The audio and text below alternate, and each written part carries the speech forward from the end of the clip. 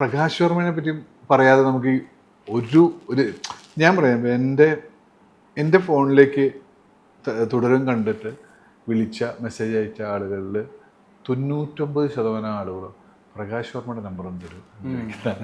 Prakash വർമ്മയെ mention ചെയ്യാതെ ഈ സിനിമയ്ക്ക് പൂർണ്ണതയില്ല. പ്രകാശ് വർമ്മ വന്ന ഭയങ്കര സിമ്പിളായിട്ടുള്ള മനുഷ്യനാണ്. പ്രകാശ് വർമ്മ വന്ന ഒറ്റ ദിവസം കൊണ്ട് തന്നെ ഭയങ്കര സൗഹൃദം ഉണ്ടാക്കാൻ പറ്റി എനിക്ക്. അത് ഇനി ഞാനിങ്ങനെ താടി വെച്ചിട്ട് ഇതുപോലത്തെ താടി ഞാനിങ്ങനെ ഹോട്ടലിൽ നിന്ന് ഇറങ്ങിയിട്ട് ലൊക്കേഷനിലേക്ക് പോകുന്നു, പുള്ളി കയറി വരുന്നു. പുള്ളി വന്ന വണ്ടിയിലായിരിക്കാം ഞാൻ പോകുന്നുണ്ടാവും. അങ്ങനെ കയറുമ്പോൾ റിസപ്ഷനിൽ വെച്ചിട്ട് കാണുന്നത്, ഇന്നലെ വരെ ഇതുപോലൊരു താടി എനിക്കുണ്ടായിരുന്നു. ഞാൻ പ്രകാശ് വർമ്മ, ഞങ്ങൾ പരിചയപ്പെട്ടു. അതൊരു വലിയ ആ സൗഹൃദം ഭയങ്കര രസമായിട്ട് കൊണ്ടുപോകാൻ പറ്റി. അയാളെ തരുൺ വർക്ക് ചെയ്യിപ്പിച്ചത്. ഞാൻ പറയല്ലേ, തരുൺ എന്ന് പറയുന്ന സംവിധായകൻ്റെ ഇങ്ങനെ കൊണ്ടുപോകുമായിരുന്നു. പ്രകാശ് വർമ്മയുടെ ക്യാരക്ടറിൻ്റെ ഓരോ ഗ്രോത്തും എനിക്ക് കുറേ സ്ഥലങ്ങളിൽ കാണാൻ പറ്റിയിട്ടുണ്ടായിരുന്നു. ആ പോലീസ് സ്റ്റേഷനിലായാലും വേണ്ടില്ല. അപ്പം ഇവരൊക്കെ കൂടെ നമ്മൾ ഒരു വലിയ ഷെയർ ചെയ്യപ്പെടുക, സ്ക്രീൻ ഷെയർ ചെയ്യാന്നൊക്കെ പറയുന്നത് വലിയ. ഈ പ്രകാശ് വർമ്മ ഇത്രയും ശ്രദ്ധിക്കപ്പെടും അല്ലെങ്കിൽ ഇത്രയും സംസാരിക്കപ്പെടുന്ന ആ സെറ്റിലുണ്ടായിരുന്നപ്പോഴാണ് തോന്നിയിരുന്നു. ഞാൻ സെറ്റിലല്ല, ഞാൻ സ്ക്രിപ്റ്റ് വായിച്ചപ്പോഴാണ് ഇതാരാ ചെയ്യണമെന്നുള്ളതാണ്. നമുക്കാവുമ്പോഴല്ലേ നോട്ടം തരാ, ഇതാരാവും ചെയ്യുക, ഇതൊക്കെ കിട്ടിയിരുന്നെങ്കിൽ എന്ന് നമ്മൾ അറിയാതെ ആലോചിച്ചു. സ്ക്രിപ്റ്റ് വായിച്ചു, അയ്യോ ഇതാരാ കാസ്റ്റ് ആയിട്ടില്ലക്കാ, നമുക്ക് ഇങ്ങനെ നോക്കിക്കൊണ്ടിരിക്കുന്നുണ്ട്. ഹിന്ദിയിൽ നിന്ന് ഒരാളുണ്ട് എന്നൊക്കെ പറയാം, ഹിന്ദി പക്ഷേ മലയാളം ലുക്ക് വേണ്ടേ, അതുകൊണ്ടാണ് പ്രശ്നം എന്നൊക്കെ പറഞ്ഞ് ഇങ്ങനെ നിൽക്കുന്നത്. പ്രകാശ് വർമ്മയിലേക്കൊക്കെ എത്തുമ്പോൾ അറിഞ്ഞിട്ടുണ്ട് നമ്മൾ അതൊക്കെ. അപ്പോൾ സ്ക്രിപ്റ്റ് വായിച്ചപ്പോഴേ എനിക്കറിയായിരുന്നു ഇത് പൊള്ളിക്കും, ഇതാര് വന്നാലും കയ്യടി മേടിച്ചിട്ടേ പോവുള്ളൂ എന്നുള്ളത് അറിയായിരുന്നു. അദ്ദേഹം ഈ പുറമേ ഉള്ള മാന്യത കാണിച്ച് ഉള്ളിൽ അത്രയും വിഷം നിറച്ചിട്ടുള്ള ഒരാളായിട്ട് പ്രസന്റ് ആവുന്ന രീതി, സ്ഥിരമായിട്ടുള്ള ഒരു വാർപ്പ് മാതൃക വില്ലനെയും ക്യാരി ചെയ്യുന്നില്ല. ഈ ഹലോ ഒക്കെ ആളുകൾ ഭയങ്കരമായിട്ട് ഏറ്റെടുത്തു എന്നുള്ളതാ. ആൻഡ് അതൊരു അദ്ദേഹത്തെ അങ്ങനെ അങ്ങനെ കൈ വെച്ചിട്ട് അതൊക്കെ അതാ പറഞ്ഞത്. ഒരു അയാളെ കുറിച്ച് ഇങ്ങനെ വർക്ക് ചെയ്തിട്ടുള്ള ക്യാരക്ടറിന്റെ പൂർണ്ണത മനസ്സിലുണ്ടായിരുന്നു തരുന്നുണ്ടെന്നാണ് ഞാൻ തോന്നുന്നത്. ഞാൻ കണ്ടെടുത്തോളൂ കേട്ടോ. ഹലോ ഒക്കെ ഞാൻ സീനൊക്കെ എടുക്കുമ്പോൾ ഫസ്റ്റ് ഒക്കെ ഹലോ പറഞ്ഞ് വരുന്ന സാധനമൊക്കെ ഞാൻ ഉണ്ട് എടുക്കുമ്പോഴൊക്കെ. തരുൺ പറഞ്ഞു കയ്യൊന്ന് വെച്ചിട്ട് ഹലോ, ഇത് അതൊക്കെ. കൊണ്ടാട്ട സോങ്ങിന് നിങ്ങൾ ആരും വിളിച്ചില്ലേ? ഇല്ല, സങ്കടമുണ്ട്. കൂടെ കുറെ പേര് ചാടാൻ നമുക്കും ചാടായിരുന്നില്ല, പക്ഷെ രൂപമൊക്കെ മാറിയായിരുന്നു. അത് ഇപ്പൊ ചെയ്തതല്ലേ. സിനിമകൾ വരുന്ന സമയത്ത് ഈ പുതിയ ആളുകളായിട്ട് കൊളാബറേറ്റ് ചെയ്യുന്നുണ്ടല്ലോ, അപ്പോഴൊക്കെ അതൊക്കെ ശ്രദ്ധിക്കപ്പെടുന്ന. ഇപ്പം ഗിരീഷൊക്കെ ആയിട്ട് വർക്ക് ചെയ്യുന്ന സമയത്ത് എനിക്കിപ്പോഴും ഞാനും സാറും ഒരേ വേവ് ലെങ്ത് എപ്പോഴും നമുക്ക് ഒരുപാട് ഈ സങ്കേതങ്ങളിലേക്ക് ചേരാൻ വേണ്ടിയിട്ട് സ്വയം ഒരു ഇനീഷ്യേറ്റീവ് എടുക്കുന്നുണ്ടോ? അതോ അതൊക്കെ വന്നു തരുന്നതാണോ? ബേസിക്കലി ഞാൻ ഭയങ്കര മടിയനായിട്ടുള്ളതാണ്. കുറേയൊക്കെ വന്നു ചേരുന്നതാണ്. ഞാൻ അന്വേഷിക്കുന്നില്ല എന്നല്ല, ഞാൻ അന്വേഷിച്ചതാവില്ല ചിലപ്പോൾ വന്നു ചേരുന്നതാണ്. ഞാൻ ചിലപ്പോൾ വേറെ ഒരു 10 പേരെ വിളിച്ചിട്ടുണ്ടാവും, അതൊന്നല്ലാതെ വേറെ ദിവസം ഒരു വിളി വരുന്നു. ഇപ്പം ഞാനിപ്പോൾ ചെയ്തുകൊണ്ടിരിക്കുന്ന ഒരു തമിഴ് വെബ് സീരീസാണ്. വിജയ് സേതുപതിയുടെ പ്രൊഡക്ഷൻ, വിജയ് സേതുപതി നായകനായിട്ടുള്ളത്. ഞാൻ ഒരു വർക്കും ചെയ്തിട്ടില്ല അതിന് വേണ്ടിയിട്ട്, പക്ഷെ സംഭവിക്കുന്നതാണ്. അപ്പം സിനിമ അങ്ങനെയാണ്. നമ്മൾ ശ്രമിക്കപ്പുറത്താവും, വരെപ്പുറത്തുനിന്നാവും. ചിലപ്പോൾ ശ്രമിച്ചെടുത്ത് ഒന്നും നമ്മളുടെ കാൽക്കുലേഷനിലുള്ള കാര്യങ്ങളല്ല. നാളെ ഞാൻ ഭയങ്കര സൂപ്പർ സ്റ്റാർ ആവുന്നൊന്നും ഞാൻ വിചാരിച്ചിട്ട് ഒരാളും വരണ്ട. അതിനൊക്കെ നിറയെ ഉദാഹരണങ്ങൾക്ക് നമ്മുടെ കൺമുമ്പിൽ വന്നു പോയിട്ടുണ്ട്. അച്ഛൻ വരെ മകനെ കൂടുതൽ ലോഞ്ച് ചെയ്തിട്ടൊന്നും ആവാതെ മകൻ വേറെ രീതിയിലാണ് വന്നിവിടെ ഇന്ത്യ അറിയപ്പെടുന്ന ഒരു താരമായി മാറുന്നത്. അപ്പോൾ സിനിമയിൽ അങ്ങനെ കുറേ കാര്യങ്ങളുണ്ട്. നമുക്ക് നിർവചിക്കാൻ കഴിയാത്ത, നമുക്ക് മേക്ക് ചെയ്തെടുക്കാമെന്ന് തീരുമാനിക്കുന്ന ഒരു കാര്യങ്ങളില്ല. കുറേയൊക്കെ സംഭവിക്കുന്നത്. ഈ ഇപ്പം ഞാൻ ഇന്നലെ അനുരാജനോട് സംസാരിക്കായിരുന്നു, നരിവേട്ടയുടെ. അപ്പോൾ അദ്ദേഹം പറയുന്നത് ഇപ്പം അങ്ങനെ ഒരു പാരലൽ സിനിമ എന്നുള്ളത് വളരെയധികം കുറഞ്ഞു.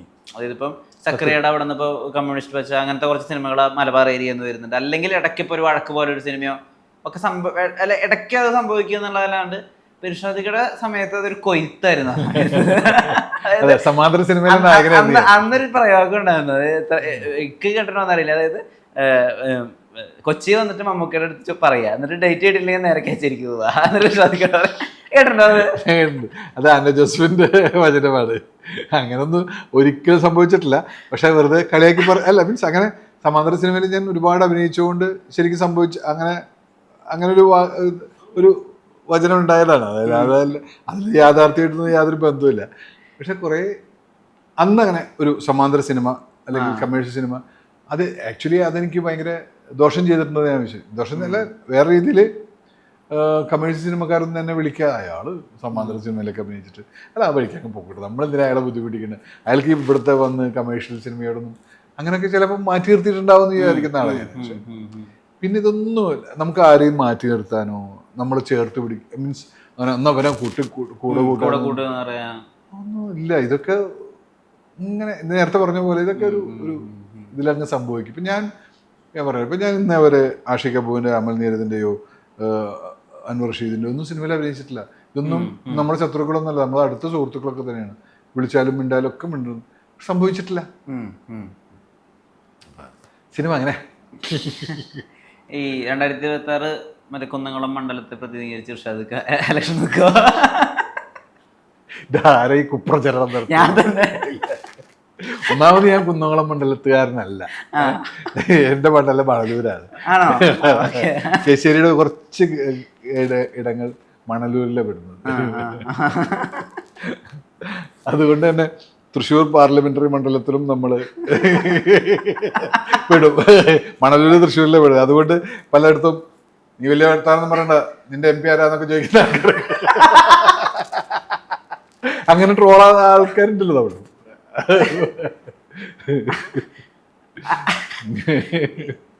ഇപ്പൊ നമ്മുടെ സിനിമയിലെ നമ്മുടെ ഭയങ്കര സുഹൃത്തും അല്ലെങ്കിൽ നമുക്ക് അത്രയും അടുപ്പുള്ള ഒരാളായിട്ട് നിൽക്കും, എന്നാൽ രാഷ്ട്രീയപരമായിട്ട് ഭയങ്കര ഒരു വിപരീത പദത്തിൽ നിൽക്കുന്ന ഒരു ആളുണ്ടാവുകയും ചെയ്യുന്ന ആ സാഹചര്യത്തെ എങ്ങനെയാണ് ഇർഷാദ് നേരിട്ട്?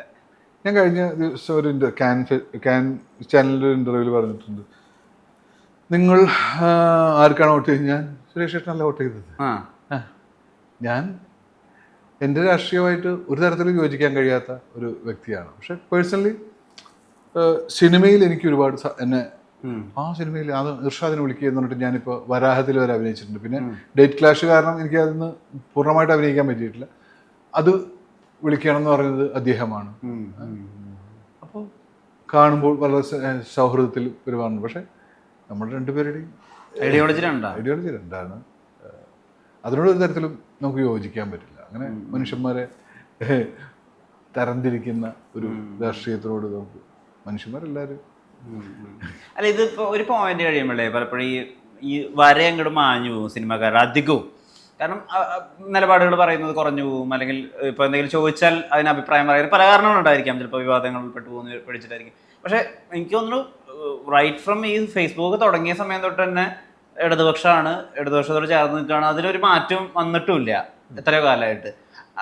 അപ്പോൾ വേറൊരു തിയറി വരില്ല വെച്ചാൽ വർഷങ്ങൾ കൂടുന്തോറും ഇർഷാദൊക്കെ കുറച്ചുകൂടി ജനകീയനായിട്ടേ ഉള്ളൂ. അപ്പോൾ ജനകീയനാകുമ്പോൾ സിനിമാ താരങ്ങൾ അവരുടെ രാഷ്ട്രീയ നിലപാടിൻ്റെ കടുപ്പം കുറച്ച് കുറയ്ക്കുന്നത് ശ്രദ്ധയപ്പെട്ടിട്ടുണ്ട്. ഈ കടുപ്പം എന്താ കുറയാത്ത? ഞാനങ്ങനെ എല്ലാ വിഷയത്തിലും കയറി ഇടപെട്ട് സംസാരിക്കുന്ന ഒരാളല്ല ശരിക്കും. അപ്പോൾ ഇപ്പോൾ വേടൻ്റെ വിഷയത്തിൽ ഞാൻ പോസ്റ്റ് ഇട്ടിട്ടില്ല.